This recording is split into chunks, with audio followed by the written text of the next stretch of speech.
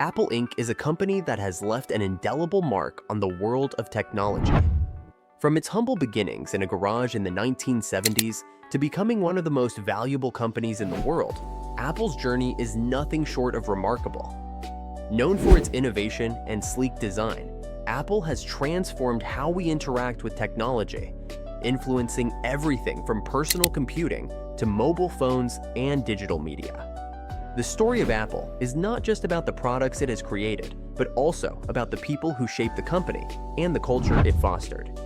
It is a tale of vision, ambition, and relentless pursuit of excellence. In this video, we will take you through the history of Apple, from its founding in 1976 to its rise as a global leader in technology. We will cover key milestones such as the launch of the Macintosh, the introduction of the iPhone, and the company's transformation under the leadership of Steve Jobs. Along the way, we will highlight the challenges Apple faced, the innovations it brought to the market, and the impact it has had on the world. By the end of this video, you will have a deeper understanding of how Apple became the powerhouse it is today and what sets it apart from other companies. The story of Apple begins with three men: Steve Jobs, Steve Wozniak, and Ronald Wayne. Steve Jobs, the visionary and charismatic leader, was just 21 years old when he co-founded Apple. He had a passion for design and an eye for innovation, traits that would later define Apple's products. Steve Wozniak, the technical genius, was responsible for building the first Apple computer. His skills in engineering and programming were crucial in bringing Apple's early products to life. Ronald Wayne, the third co-founder, played a more administrative role, providing the initial funding and helping to establish the company. However, Wayne sold his shares just weeks after the company was founded, leaving Jobs and Wozniak to continue on their own. Jobs and Wozniak had a shared vision of creating a computer that was easy to use and accessible to everyone. They believed that technology should be personal and empowering, a belief that would drive Apple's innovation for decades to come. Together, they built the first Apple computer in Jobs' garage, a simple machine that laid the foundation for what would become one of the most successful companies in history. This is the story of Apple, a company that changed the world and continues to shape the future of technology. The founding and early days. On April 1st, 1976, Apple was officially founded by Steve Jobs, Steve Wozniak, and Ronald Wayne. These three men came together with a shared vision of creating and selling personal computers, a concept that was still very new at the time. Steve Jobs and Steve Wozniak had been friends for years, bonding over their love for electronics and technology. Jobs was the visionary, always looking for ways to innovate and change the world, while Wozniak was the technical genius who could bring those ideas to life. Ronald Wayne, who had experience in business, joined them to help with the administrative side of things, providing the much-needed structure and stability for their new venture. Together, they started working on their first product, the Apple I computer. The Apple I was a simple machine by today's standards, but it was groundbreaking at the time.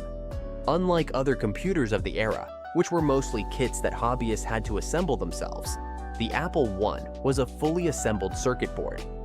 Users still needed to add their own keyboard and monitor, but it was a significant step towards making computers more accessible to the general public. Wozniak designed and built the Apple I, while Jobs handled the business side, including marketing and sales. They managed to sell the first batch of 50 units to a local computer store, which helped them get their start. Ronald Wayne, however, was unsure about the risks involved in this new venture. Just 12 days after Apple was founded, Wayne decided to sell his shares for $800, leaving Jobs and Wozniak to continue the journey on their own. The success of the Apple I paved the way for their next product, the Apple II, which was released in 1977. The Apple II was a major breakthrough in personal computing, offering features that were revolutionary for its time. It was one of the first computers to come in a plastic case and include color graphics, which made it much more appealing to consumers. The Apple II was also easy to use, which was a key factor in its success. It was the first computer that many people ever owned, making it a symbol of the growing personal computer revolution. One of the key applications that contributed to the Apple II's popularity was VisiCalc, the first spreadsheet software. VisiCalc turned the Apple II from a hobbyist machine into a serious business tool, which significantly broadened its appeal and helped drive sales. The Apple II was not just a technical success, it was a financial success as well. It became the foundation of Apple's early growth, making the company profitable and allowing it to expand. However, the road to success was not without challenges. Apple faced stiff competition from other companies that were also trying to enter the personal computer market. Financial pressures were also a constant concern in the early days, as the company was still small and had limited resources. To secure the future of the company, Jobs and Wozniak knew they needed more capital. This led them to seek outside investment, which they found in Mike Markkula, a former Intel executive. Markkula provided not only financial support, but also business expertise, helping to guide Apple through its early growth stages. With Markkula's backing, Apple was able to grow rapidly. The company moved out of Jobs' garage and into its first official office. As sales of the Apple II continued to rise, Apple became more established in the industry. In 1980, Apple decided to go public with an initial public offering, IPO, which was one of the largest in history at the time. The IPO made millionaires out of many of Apple's early employees and provided the company with the funds it needed to continue its growth. This period of Apple's history set the stage for the company's future success, establishing it as a major player in the emerging personal computer industry. The Macintosh and the 1984 Revolution. The creation of the Macintosh project began with Jeff Raskin, who had a vision for a personal computer that was both user-friendly and affordable. Raskin aimed to make computing accessible to a broader audience by designing a machine that could be operated with ease without requiring extensive technical knowledge. He envisioned a computer that could bring the power of technology to the everyday user. However, it was Steve Jobs who took the project to new heights. Jobs, with his keen sense of design and user experience, saw the potential to revolutionize personal computing. He pushed the team to focus on creating a computer with a graphical user interface, GUI, a concept that was relatively new at the time. The GUI allowed users to interact with the computer through visual elements like icons and windows, which replaced the need for complex text-based commands. This innovation aimed to make the computer more intuitive and accessible. Additionally, the Macintosh featured a built-in screen, which was a departure from the norm of using separate monitors. This integration was intended to simplify the user experience and make the computer more compact and stylish. The impact of the Macintosh was significantly enhanced by its memorable Super Bowl commercial, aired in January 1984 and directed by Ridley Scott. The commercial was notable for its bold and cinematic style, which set it apart from typical advertising of the time. It depicted a dystopian world where conformity and oppression were rampant, symbolized by a group of gray-clad figures watching a screen that broadcasted a message of uniformity. The narrative reached a climax when a lone heroine, dressed in vibrant colors, runs through the crowd and smashes the screen with a hammer. This act of defiance was intended to represent Apple's challenge to the dominant forces in the computer industry, particularly IBM, which was perceived as the emblem of corporate control and conformity. The commercial's dramatic imagery and powerful message positioned Apple as a revolutionary force, daring to defy the established norms and introduce a new era of personal computing. The advertisement captured the public's imagination and effectively conveyed Apple's brand identity as a champion of innovation and individuality. The Macintosh was officially launched in January 1984 with a highly anticipated keynote presentation by Steve Jobs. During this event, Jobs showcased the Macintosh's features and capabilities, highlighting its user-friendly interface and cutting-edge technology. The demonstration included a live presentation of the computer's graphical user interface, which was designed to be both visually appealing and easy to use. Jobs' presentation was aimed at creating excitement and showcasing the Macintosh as a groundbreaking product that would change the way people interacted with computers. The initial reception of the Macintosh was enthusiastic, and it was celebrated for its innovative design and functionality. The introduction of the Macintosh marked a significant shift in the personal computing industry, setting new standards for user interface design and computing accessibility. However, the Macintosh also faced challenges, including its high price and limited availability of software. Despite these hurdles, the Macintosh's introduction was a pivotal moment in the history of personal computing, influencing the development of future technologies and shaping the trajectory of the industry. Internal conflicts within Apple began to surface as the company navigated the challenges following the Macintosh launch. The growing tensions between Steve Jobs and the Apple board of directors were fueled by disagreements over the company's strategic direction and management style. Jobs, known for his intense and sometimes uncompromising approach, had a vision for Apple that did not always align with the board's expectations. As these conflicts escalated, it became increasingly clear that Jobs' leadership style and the board's vision for the company were at odds. By 1985, these tensions reached a breaking point, leading to Jobs' resignation from Apple. His departure marked a significant turning point for the company, creating a leadership vacuum and leading to a period of instability. Despite the challenges of his departure, the legacy of the Macintosh and Jobs' vision for personal computing continued to influence Apple's future direction.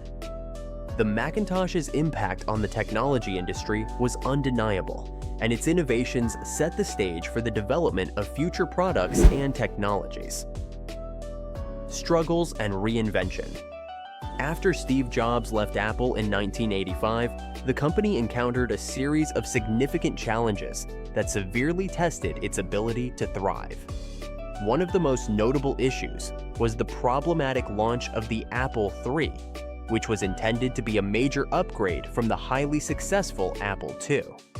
The Apple III was designed to offer enhanced performance and features, but faced numerous technical problems right from the start. Users reported frequent hardware failures and overheating issues, which led to a series of costly repairs and a damaged reputation. Despite Apple's efforts to fix these problems and market the Apple III as a cutting-edge product, it did not achieve the commercial success that was hoped for. The issues with the Apple III were followed by the launch of the Lisa in 1983. The Lisa was another ambitious project that introduced many innovative features, including a graphical user interface and a mouse, which were revolutionary at the time. However, the Lisa was priced far beyond what most consumers could afford, making it a niche product. Its high cost and limited software options meant that it never gained significant traction in the market, leading to disappointing sales and ultimately its discontinuation. In addition to these product failures, Apple attempted to diversify its product offerings with the Newton MessagePad, released in 1993. The Newton was one of the first personal digital assistants and was designed to handle tasks such as scheduling and note-taking. However, the technology was not fully mature, and the Newton struggled with issues such as poor handwriting recognition. These early failures in product development and market strategy contributed to a period of uncertainty and financial strain for Apple. The leadership changes at Apple during this period were also a significant factor in the company's struggles. After Steve Jobs left, John Sculley, who had been recruited from PepsiCo, took over as CEO. Sculley initially brought a fresh perspective to the company and was seen as a potential savior. However, his tenure was marked by several strategic missteps. One of the most significant was his decision to focus on developing new products rather than addressing the existing issues with Apple's core offerings. This approach led to a lack of focus and direction, and Apple's product lineup became fragmented. Following Sculley, Michael Spindler became CEO in 1993. Spindler's leadership was characterized by attempts to streamline the company's operations and address some of the financial difficulties. Despite these efforts, Apple continued to face challenges, and Spindler's tenure was marked by limited success. In 1996, Gil Amelio took over as CEO with the hope of turning the company around. Amelio attempted to implement various changes, including cost-cutting measures and restructuring. However, his efforts were not enough to reverse Apple's declining fortunes. The frequent changes in leadership created a sense of instability and contributed to a lack of clear strategic direction, which further exacerbated the company's problems. During this time, Apple also faced intense competition from Microsoft and its Windows operating system. Microsoft's Windows began to dominate the personal computer market with its user-friendly interface and widespread availability.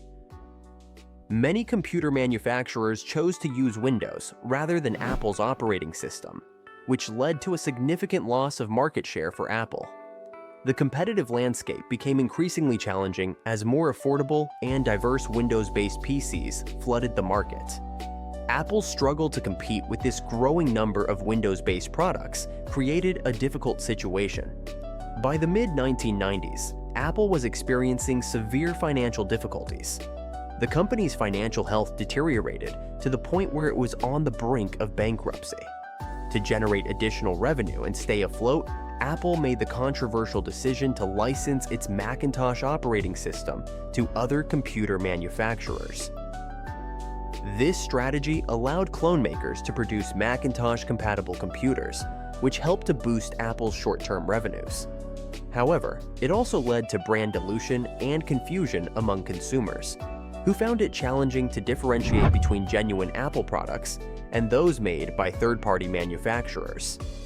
The decision to license the operating system did not solve the company's long-term problems and further complicated Apple's efforts to restore its market position. In 1996, Apple made a critical move by acquiring Next, the computer company founded by Steve Jobs after his departure from Apple. The acquisition of Next was a pivotal moment for Apple, as it not only brought Steve Jobs back into the company, but also provided access to Next's advanced technology and software. The Next acquisition was instrumental in reviving Apple's fortunes. Jobs officially returned to Apple in 1997, bringing with him a renewed sense of vision and leadership. His return marked the beginning of a transformative period for the company. Jobs quickly set about reorienting Apple's strategy, focusing on innovation and streamlining the product lineup. The infusion of new ideas and energy from Jobs helped to rejuvenate Apple and set the stage for the company's future successes. This period of reinvention and revitalization laid the foundation for the remarkable growth and achievements that Apple would experience in the years to come. The Renaissance, Jobs' return, and the rise of Apple. When Steve Jobs returned to Apple in 1997, the company was in a dire state, facing financial difficulties and struggling to find its footing in a rapidly evolving technology market. Jobs immediately set about stabilizing the company with a series of strategic decisions. One notable move was the famous deal with Microsoft, where Apple and Microsoft agreed to a partnership. Microsoft would continue to develop software for the Macintosh, and in return, Apple received a significant investment from Microsoft. This agreement not only helped Apple financially, but also demonstrated Jobs' ability to secure crucial support for the company. Shortly after his return, Jobs focused on revamping Apple's product line, which led to the introduction of the iMac in 1998. The iMac was a bold departure from the conventional computer designs of the time. It featured a colorful, all-in-one design that was both eye-catching and innovative. The iMac's success was more than just about its looks. It also included easy-to-use features and a commitment to internet connectivity. This fresh design and user-friendly approach revitalized Apple's image and played a significant role in turning the company's fortunes around. The iMac became a symbol of Apple's renewed focus on innovation and style, setting the stage for future successes. As part of his strategy to re-establish Apple's presence, Steve Jobs introduced the Digital Hub strategy, which positioned the Macintosh as the central component of a digital lifestyle. This approach aimed to integrate various digital devices and services, making the Mac the hub around which users could manage their digital lives. To support this strategy, Apple developed software such as iMovie and iTunes. iMovie allowed users to easily create and edit home movies, while iTunes provided a convenient way to manage and play digital music. These applications were designed to work seamlessly with Apple hardware, reinforcing the idea of the Mac as the central platform for digital creativity and entertainment. The Digital Hub strategy helped Apple differentiate itself from competitors and built a strong foundation for the company's future innovations. The release of the iPod in 2001 marked another pivotal moment for Apple. The iPod was a portable digital music player that transformed the way people listened to music. Before the iPod, managing and carrying digital music was cumbersome, but the iPod made it simple and convenient. With its sleek design, large storage capacity, and user-friendly interface, the iPod quickly became a cultural phenomenon. It not only revolutionized the music industry, but also established Apple as a major player in consumer electronics. The iPod's success was driven by its ability to combine technology with style, making it an iconic product that resonated with a wide audience. The iPod's impact was not limited to its design. It also played a crucial role in boosting Apple's financial performance and solidifying its reputation for innovation. Following the success of the iPod, Apple expanded its influence in the digital media space with the launch of the iTunes Store in 2003. The iTunes Store revolutionized how people purchased and consumed music by offering a legal and convenient platform for downloading digital songs. Before the iTunes Store, the music industry was plagued by piracy and unreliable distribution methods.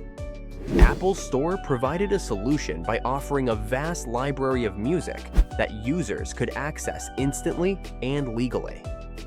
The success of the iTunes Store helped establish Apple as a leader in digital media distribution and created a new revenue stream for the company.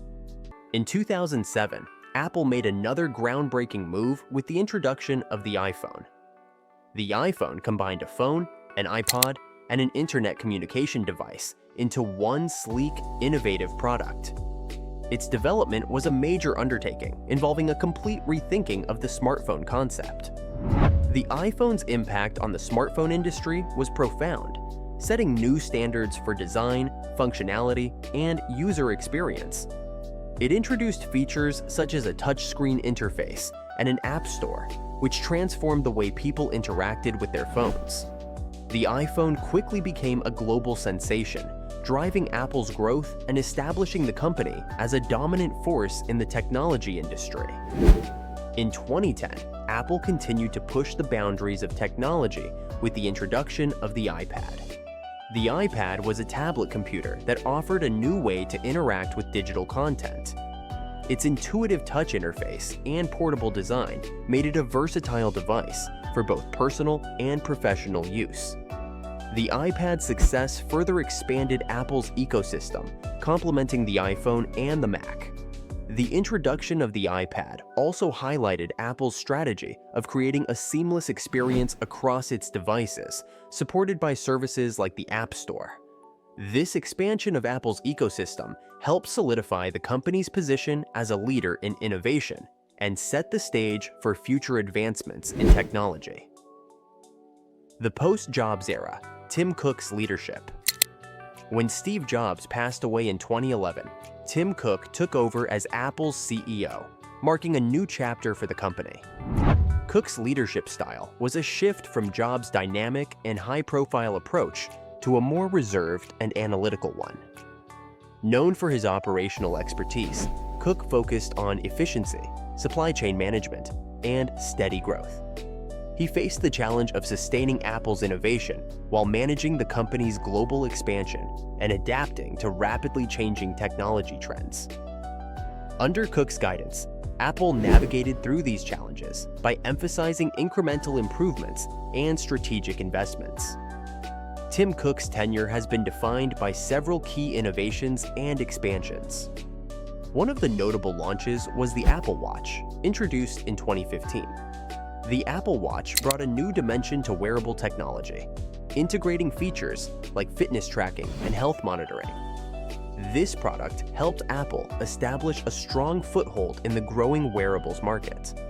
Another significant product was the AirPods, which debuted in 2016. These wireless earbuds quickly became a cultural phenomenon, setting a new standard for wireless audio and contributing to Apple's growth. The transition to Apple Silicon, beginning with the M1 chip in 2020, marked a major shift from Intel processors to Apple's custom-designed chips. This move has allowed Apple to enhance performance and efficiency across its Mac lineup, reinforcing its commitment to innovation. In addition to hardware, Apple has made significant strides in software and services. Apple Music, launched in 2015, entered the competitive streaming music market, offering users access to a vast library of songs. Apple TV Plus, introduced in 2019, expanded Apple's reach into streaming video, providing original content and competing with established services like Netflix and Amazon Prime Video.